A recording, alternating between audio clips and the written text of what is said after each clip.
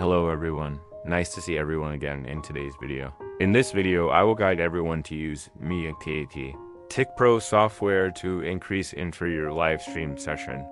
Let's start the video. First, we need a live stream session. When you live stream, you get your link. Here I will take a sample of any live stream session. Copy the link and paste it into the live stream seating section in the MKT TikPro software. Then we set up the parameters for the number of accounts accessing live viewing time, and select the accounts to run.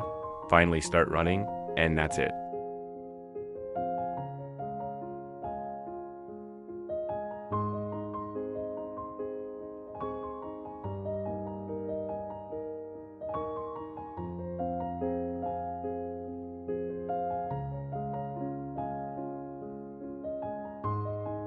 Okay, if you find it useful, please give me one like, one share, one comment, and one channel subscription. If you want to own this useful tool, please message me immediately. Thank you, and see you in the next video.